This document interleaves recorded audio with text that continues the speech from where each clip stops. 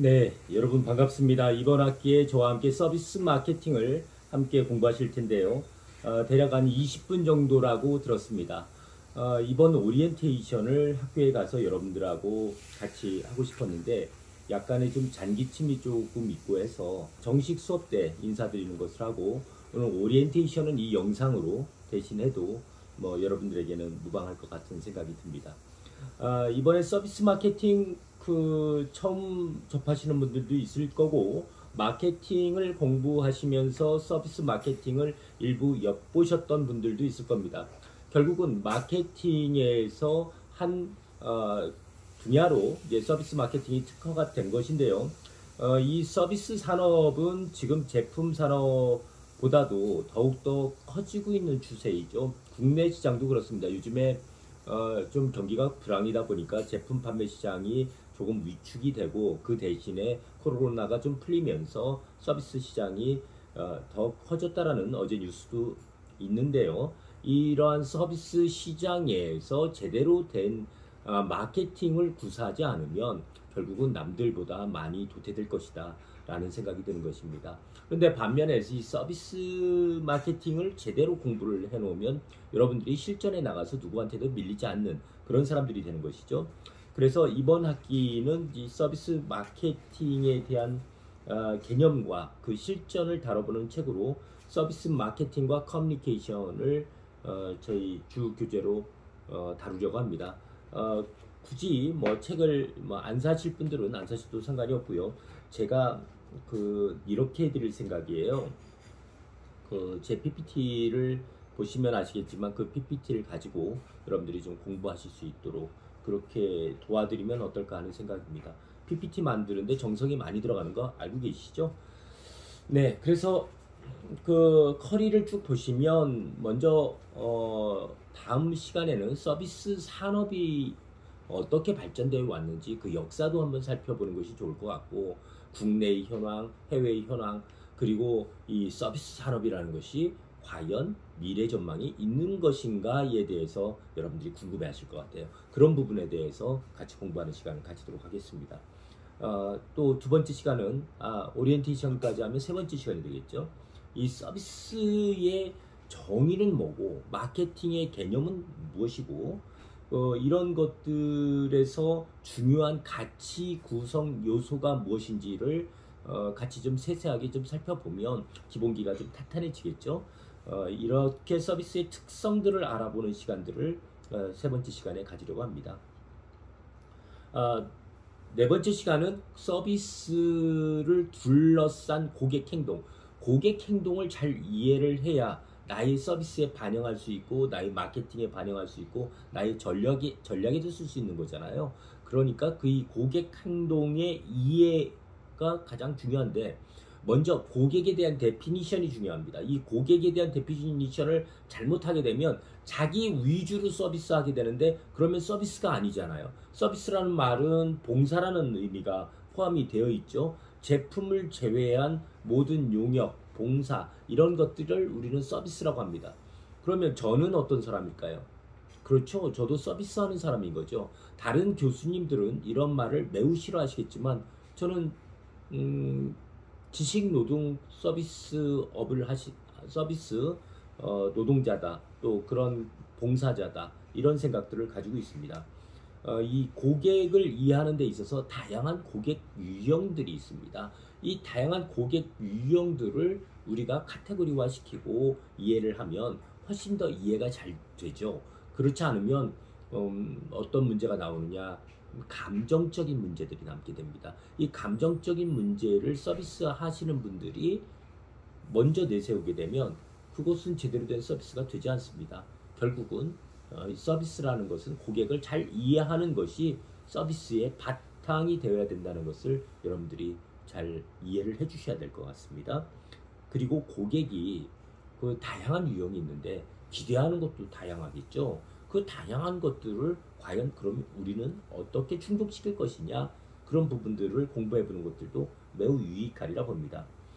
그러한 다양한 고객 유형들에서 또 다양한 고객 태도들이 나타나겠죠. 이 태도들을 분석해 보는 것 어떨까요? 그것을 미리 알면 우리가 전략을 짜는 데 있어서 매우 유용하지 않겠습니까? 그런 것들을 다 모아서 고객 행동이라고 합니다. 이 고객 행동을 잘 이해했느냐 못했느냐에 따라서 비단 서비스뿐만이 아니고 마케팅에도 영향을 미치게 되는 것을 여러분들이 잘 판단하시면 좋겠습니다. 다음으로는 서비스와 고객 만족이라는 거. 자, 고객 행동을 이해를 했잖아요. 고객 행동을 이해를 했을 때 바로 고객을 어떻게 만족시킬 수 있는지 솔루션이 그제서야 나올 수 있는 겁니다. 그러면 고객 만족이라는 게 정의가 뭐냐라는 것부터 여러분들하고 좀 그 시간에 공부를 좀 해 들어가야 되겠죠. 그런데 만족이라는 것이 우리는 고객 만족 하는데 구성 요소들이 있어요. 그 구성 요소들을 아주 세심하게 이해를 하면 고객 만족 전체가 이해가 되는 거죠. 그 전체를 이해하는 데 있어서의 핵심적인 구성 요소를 공부하는 시간을 가지도록 하겠습니다.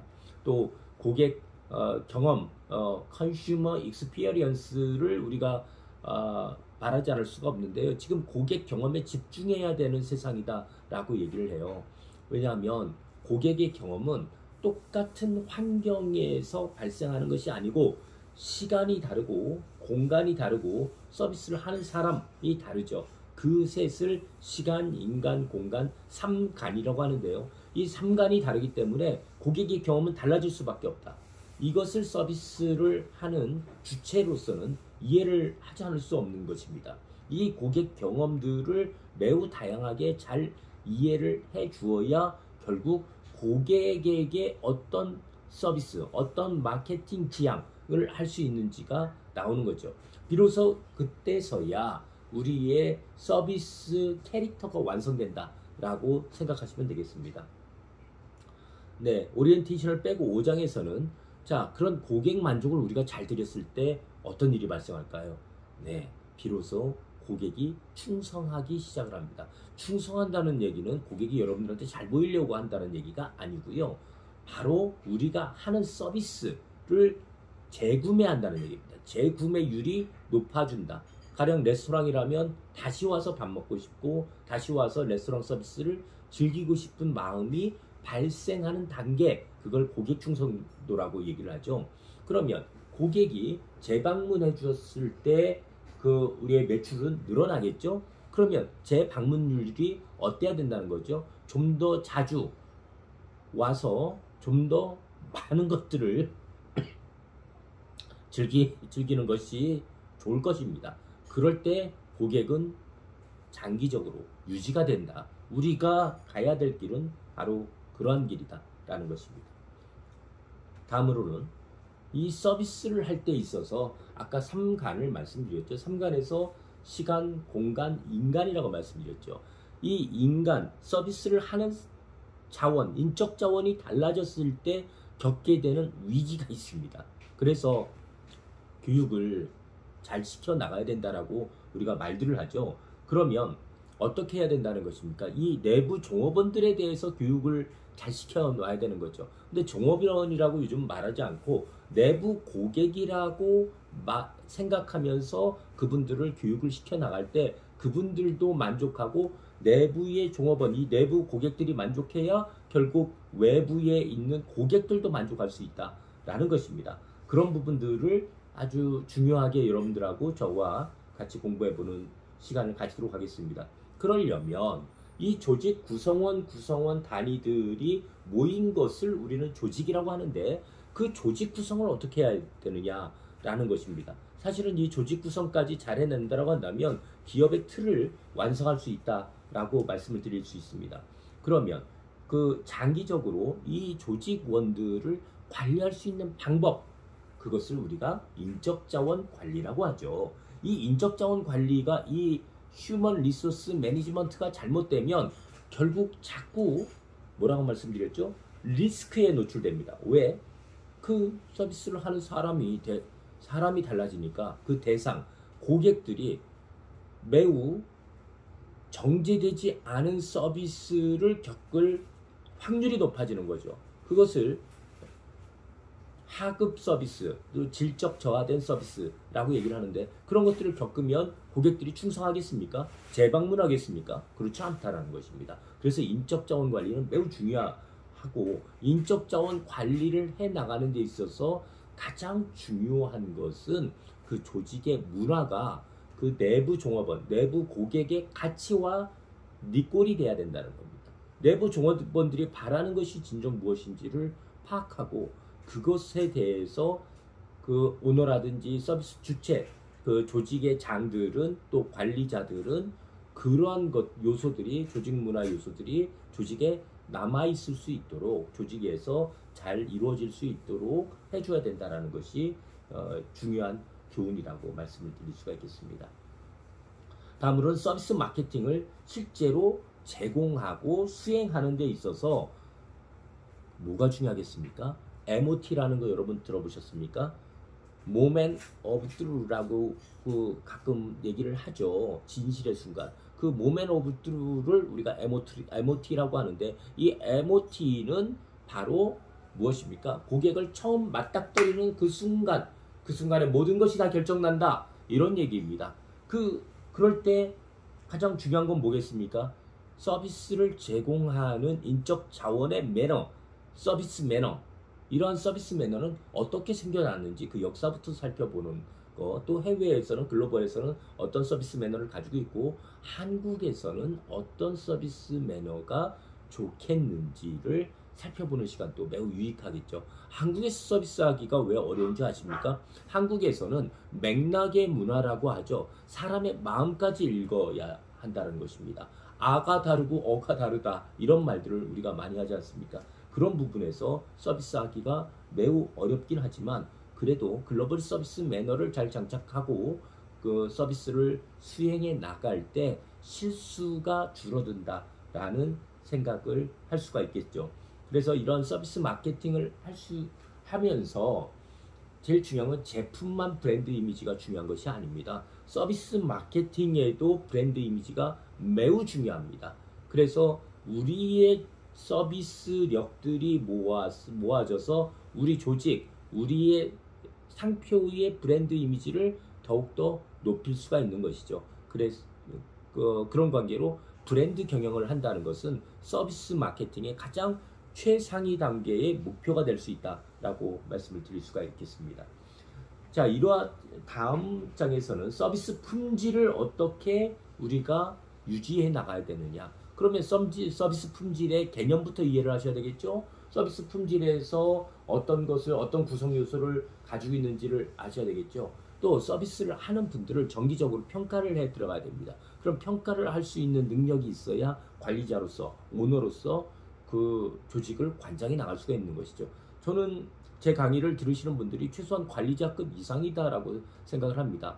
혹시 지금이 아니다 하더라도 이런 대학원 과정을 수료를 하게 되면 마스터가 되는 거잖아요. 전문가가 되는 겁니다. 전문가가 되는 것이기 때문에 고급 관리자 이상 또 오너들을 대상으로 하는 강의가 이 대학원 강의입니다. 이러한 그 평가까지 할 수 있는 분들이 바로 고급 관리자들이 하는 일 중에 하나죠. 그러면 이 평가를 하기 전에 이 서비스의 품질을 측정을 해야 되겠죠. 이 서비스 품질의 측정이 어떻게 측정돼야 된다는 것입니까? 매우 공정하고 객관적으로 측정이 돼야 된다는 것입니다.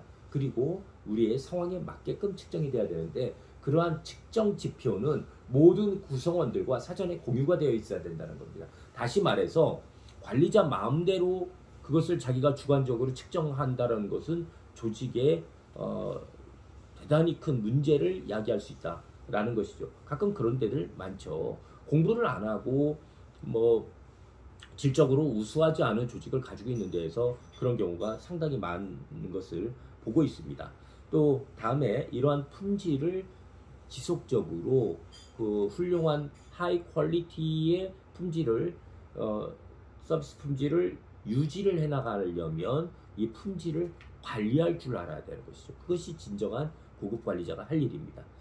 자, 다음 장은요. 서비스 시장에 대해서 시장 영역을 우리가 분류를 해보는 그런 일들이 필요할 것 같습니다. 그래서 서비스 시장에서 각 시장마다 서비스의 만족도 측정이 달라질 거고 또 만족도에 대해서 현황이 다른 것을 여러분들이 보셔야 되는 것이고요. 이 서비스가 하이 퀄리티의 서비스가 되려고 한다면 이 서비스 생산성 지표가 올라야 되는 거죠. 지금 서구에 특히나 미국에 비해서 우리의 서비스 생산성은 절반에서 60% 정도밖에 되지 않습니다. 결국은 서비스 생산성이 떨어지니까 부가가치 면에서도 고급 서비스가 탄생하기가 어렵다는 얘기겠죠. 이 생산성을 올려줘야 된다는 것입니다. 이 생산성을 어떻게 올리냐? 지금 앞에서 언급했던 것들이 잘 장착이 될 때 저는 서비스 생산성은 올라갈 수밖에 없다라고 생각을 합니다. 그리고 서비스 다음으로는 서비스 커뮤니케이션이었어. 커뮤니케이션은 누구와 누구의 커뮤니케이션을 얘기하는 거죠. 서비스 주체와 고객과의 커뮤니케이션을 어떻게 해야 하는지 이해를 반드시 해야 되는 것이죠. 이런 서비스 커뮤니케이션이 어떻게 생겨났는지 그 개념과 그 서비스 커뮤니케이션을 잘했을 때의 효과가 무엇인지 여러분들이 같이 공부하시면 좋겠습니다. 그런데 서비스 커뮤니케이션은 뭐로 한다고요? 대부분 언어적 서비스 커뮤니케이션을 하겠죠. 이 언어적 서비스 커뮤니케이션이 결국은 그 고객들에게 보여지는 대다수를 차지하기 때문에 우리의 브랜드 이미지가 이 언어적 서비스 커뮤니케이션에서 나온다라는 것입니다. 그런데 한국 사회는 어떤 사회라고요? 고맥락적 사회라고 말씀드렸죠. 이 고맥락적 사회는 매우 손짓 하나, 몸짓 하나, 표정 하나에 많은 의미가 담겨져 있습니다. 그래서 그런 것들도 이해하면서 커뮤니케이션을 우리가 잘 해나가야 그것이 독보적인 서비스 체제다, 서비스 품질이다 라고 말씀드릴 수가 있겠죠. 그래서 비언어적 커뮤니케이션에 대해서도 이해를 우리가 해 들어가야 되겠죠. 그러면 다음 장은요. 서비스를 하면서 실패할 때도 많잖아요. 실패할 때 우리는 고객 불만들을 많이 접하곤 합니다. 그러면 이 고객 불만이 무엇인지, 이 고객 불만에 대해서 관리를 또 해나가야 되는 거죠. 이 관리하는 방법은 무엇인지 공부하는 것도 매우 재미있겠죠. 그리고 그것을 리커버리하는 서비스 회복들은 과연 어떤 절차와 어떤 방법으로 이루어지는지 같이 저하고 공부를 한번 해보시죠. 이럴 때 잘된 기업들은 고객 불만의 처리 프로세스 자체가 아주 객관적으로 잘 이루어져 있습니다. 만들어져 있습니다. 그런 것들을 우리가 벤치마킹하면서 우리 것으로 한번 만들어 보는 거죠. 이것은 조직이 작고 크고가 상관이 없다라는 말씀입니다. 자, 12장에서는 드디어 지금까지 말씀드린 것을 다 담아서 서비스 마케팅 전략을 드디어 만들어 보는 겁니다. 이럴 때 이 서비스 마케팅 전략은 여러분들의 힘으로 팀을 짜서 해보는 것을 저는 이번 과정의 중간고사, 기말고사를 저는 무슨 촌스럽게 사지선다 이런 걸 하지 않습니다. 직접 해보면서 실력을 키우는 거, 그런 것들을 해봤으면 좋겠는데요. 이것이 여러분들 평가에 중요한 평가가 될 것 같습니다. 그리고 이것들을 잘 해냈을 때 여러분들의 실력은 쑥쑥쑥쑥 커지리라 생각을 합니다. 이 마케팅 전략을 구사를 하면서 서비스의 접점과 마케팅의 환경을 먼저 분석을 해야 마케팅 전략의 기초가 생깁니다. 그러면서 수압이라든지 STP라든지 그런 요소들을 잘 믹스해서 전략을 구사를 하고 이런 것들이 이제 서비스 스케이프로 이제 펼쳐지게 되는 것이죠. 자, 마지막 장은 서비스 마케팅을 할 때 이 비윤리적 행위, 이 일탈, 종업원의 일탈 행동이나 윤리적 갈등 이런 것들을 어떻게 처리해야 되느냐라는 것입니다. 그런 것들이 요즘에는 서비스 기업이든 제품 기업이든 ESG 환경에서 벗어나면 사회적 지탄을 받는 세상이기 때문에 ESG를 기본으로 하고 그리고 도덕적인 면들에 대해서 관리하는 방법들 그런 것들을 우리 고급 관리자 이상 되시는 분들은 배워 놓으신다면 더욱 큰 힘이 몸에 장착되리라 생각을 합니다. 자, 여기까지가 우리 한 학기 동안 같이 공부할 서비스 마케팅에 대한 전체적인 커리이고요. 여러분들이 이제 제 연락처 또 올려놓을 거고 카톡방에서 인사할 것인데요. 거기에서 영상 보시고 궁금한 거 있으면 늘 제게 연락 주시면 제가 상담해 드리도록 하겠습니다. 오늘 오리엔테이션을 통해서 만나 뵙게 돼서 대단히 반갑습니다. 앞으로 자주 뵙고 인사 나누면서 우리 한 학기를 같이 해보시죠. 감사합니다.